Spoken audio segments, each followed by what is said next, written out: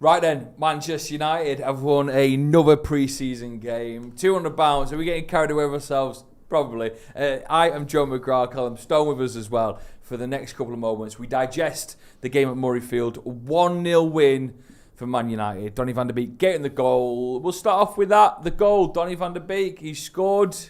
Is this the third coming for Donny? He had a little bit of the redemption arc of him. What did you think of him? Bit of a redemption. To be fair, I actually thought he played really well second half. He got involved quite a lot, was trying to look for passes that not many other people would see, like Nathan said. And it was just a great first time volley and a really good cross from the guy on the right. I can't remember who crossed the ball in now, but it was a great cross and a great goal, and really nice to see him, with a bit of confidence back, especially after his horrific injury. So for the people watching, what's the one takeaway you have from the game? Just sum it up, and I want to read it out. Just sum up, like, in a couple of sentences, the one takeaway you've got from that game, the one thing that stands out, the headliner for you. Because it was an interesting one. Not much happened. Lots of players getting game time, which is great to see. A lot of youngsters giving it quite a bit. Gore, Ahmad, a lot of talk about them doing really well in the comments. Evans getting some game time. He's completely different to the younger crowd that had a lot of the ball. Mayno as well, getting celebrated. That's the main takeaway for me of this whole game. There is a crop of players there who are good enough to play for United, I think. Yeah, the main thing for me, I think, was it was nice to see so many young lads play with such confidence for Man United. I mean, if you think about it, they didn't let the weight of the shirt get them down, which was always nice to see. I mean, it can become very easy to sort of realise the expectations of playing for Man United, and it seemed like they gave their all and weren't scared of the fact that they had the shirt on. There was obviously some bigger highlights for me. I think Kobe Manu is going to be massive for us this season. I think he's really going to get some game time. Ahmad, I don't think he'll be leaving on loan again. I think he'll definitely be in the squad. Kovar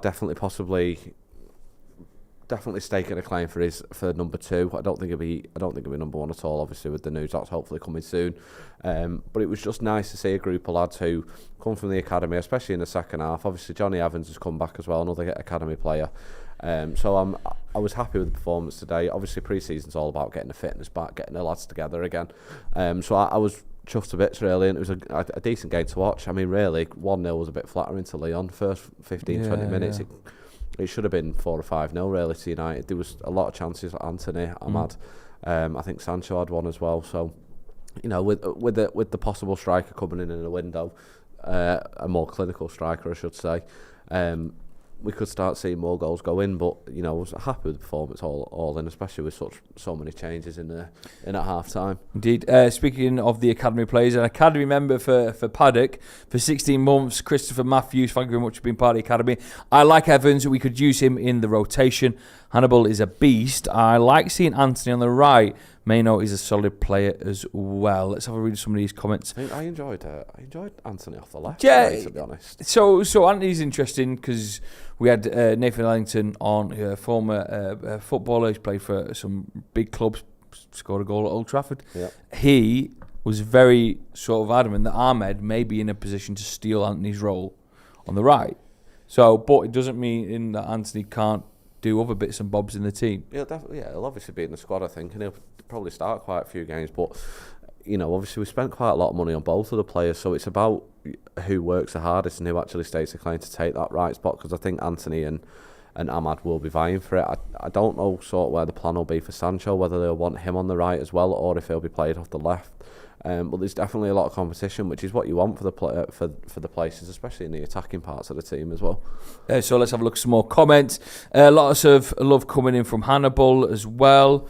Got to say that Kelly Matry says Kovar is class, but with Onana coming in with Kovar, should be brilliant to build value on him on loan or sell for a good price. Although, if you read reports, Kovar could be the number 2 if Henderson makes way. Well, there's different reports coming out, isn't there? If Kovar obviously comes in as number 2, I'd be more than happy with that. But there's a player from one of the Japanese teams who Ten Hag's allegedly looking at as well. I can't remember his name off the top of my head now, but it's nice to see that we'll have possibly 2 backup goalkeepers or 1 backup goalkeeper, or if something was to happen to Onana, or if it come into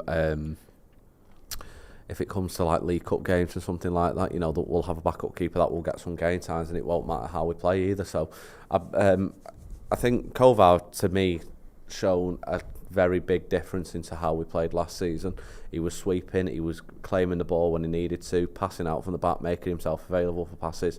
It was something that we were obviously crying out for as well. And a lot of people, a lot of the time, it was De Gea's biggest criticism, really. And it was nice to see a different goalkeeper able to do that. He's obviously a good goalkeeper in his own right as well. He won the Czech League with Sparta Prague. They were you know, a big club in their own right. So he should be able to command a big fee, or he'll be able to do more than a job for a second goalkeeper. Jacob McBride says some very football intelligent players in our academy. Some of the lads showed it today, Hannibal and Mainu. Have a little flick through some of the other comments that you're leaving. Jays Parker says, all right, Joe, missed Jay so much already. Do not worry. He's up in the air on the way to America for Paddock. He'll be giving you so much of the talking points there. Let's have a look what everyone's saying. Lots of praise for Dan Gore. Was a great watch. Dan Gore making himself known. Let's have a look. Donny is better and always has been better than McFred, says Daniel Berry. We had a little comment in the actual game about there being 3 players and 2 of them need to go. McTominay, Fred and Donny van der Beek. Do you agree with that? And if so, which one is staying? I don't think 2 will go. I think 1 will go, and I think the one that will go will be Fred. Yeah. Mainly because it seems to be the most interesting out of the 3. I mean, obviously, West Ham have sold Rice at the moment, and I think McTominay would be a good enough replacement for him, really, at West Ham. But I don't know how much interest there is there. Whereas there's a lot of talk about Fulham being in for Fred. I know there's some Saudi clubs in for him as well.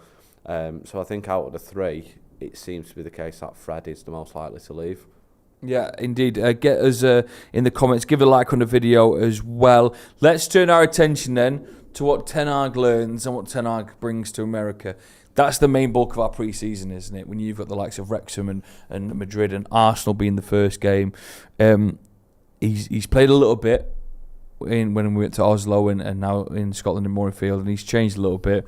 Do you think things start to get a little bit serious when he goes over to America, Callum? Serious, maybe, yeah. I think it's still just a case of getting the lads fit and getting the bulk of his team, you know, together. I mean, we're still missing a few, obviously, from the internationals as well. So, ultimately, at the end of the day, pre-season is something that shouldn't ever be taken too seriously in terms of from the fans. It's just a case of getting fitness for the players, integrating any new signings, should we already have any.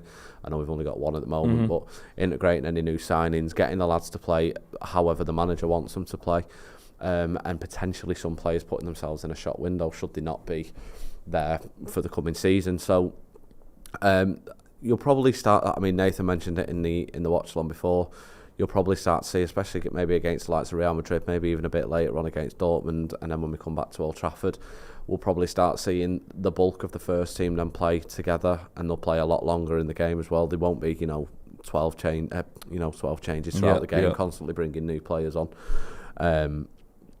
Because I think we did. Did we change the keeper in the end? I think we made about 10 in that game. We made a lot of changes. We end up throughout pre-season. You can literally end up seeing 10 to 15 changes throughout the game. Really, you change the whole first 11, then you bring someone else on at the end, and so it can happen. But I could later on in the pre-season, you'll start seeing the bulk of the first team back together, I think, and then how they want to play. And obviously with Onana coming in, a potential striker, we'll want them coming over to the pre-season as well to integrate with the squad as well. Let's speak about Onana. I think we were only moments away from announcing the signing. I mean, like hours or even tomorrow. Onana could be an amazing addition to the squad. Do you think it's important to get it done and get him over to America, get him bonding straight away, get that chemistry with the defenders working pretty much from the off? Yeah, I think to be fair, it's important with any team, isn't it? Get your signings done early, not have to worry about the chaos of transfer deadline days and things, and get your squad together as soon as possible. It just gives you the advantage throughout the season, then, doesn't it? They've had much longer together. They've been able to learn the training methods of the manager. They've built up a relationship with their other teammates. It's just natural, really, and the right thing to do. The earlier we get Onana in, the better. And then, like we say, we've got full pre-season. They can all bond. They can all become one team. They can all learn their own, learn each other's methods and stuff like that. The manager's methods. I know Onana's worked with Ten Hag before, but it's really important. And to be fair, for me anyway, it was it was more important, I thought, we got the goalkeeper, and especially now De Gea has been released. But it was more important for me to get this goalkeeper and then a striker. Now we've got the goalkeeper and we've got a really strong spine. We just need to try and find that missing piece, which is up front. Obviously, I know we've got Martial, but the past couple of years I've kind of said that he's obviously just not at it at the moment. He's just injured too many times. So, well, it's exciting. And I know it's all one of those games where it's like, yes, it's only Lyon in it, Murrayfield, but you can learn little bits and bobs. The team, Howson, McCullough, Joe Smith, Jay, all on the way to America as we speak, up in the air now before landing in New York. The content you need for the pre-season is all here on Stretford Paddock. They'll give you all the updates, all the games, all the gossip from America every single day. In fact, I'm going over there as well tomorrow to bump into them, so you'll see me on the channel. Callum, I am not going over. No, well, Callum, where can we find you? Because you'll be doing little bits and bobs on your own stuff. Yeah, so, well, you get me on Twitter, obviously, at _Callum Stone. Check me out there. I just usually moan about the Tories most of the time. And I'm on a YouTube channel called The Weekly Armchair as well, with a group of Irish lads, great lads, love United over all the time, a couple of shows, and obviously I have a blog that I write every now and then for theunitedroad.com, write bits and bobs on there, so if you want to check that out as well, it'd be really appreciative. Quality. And do us a favour, Sloppy Joe's podcast is where me, Joe Smith and producer Ethan have a laugh every single Tuesday, and the new episode landed yesterday. Producer Ethan had a crazy story about sneaking in to the back of a gig, and it is not one to miss. So if you want to take a little break from United now and again, Sloppy Joe's is where it's at. Check but that out. obviously you don't, because pre-season is here. Pre-season is here. It's exciting. Callum, thank you very much for joining us. Always a pleasure. See you later. Have a good night, everyone. See you in a bit.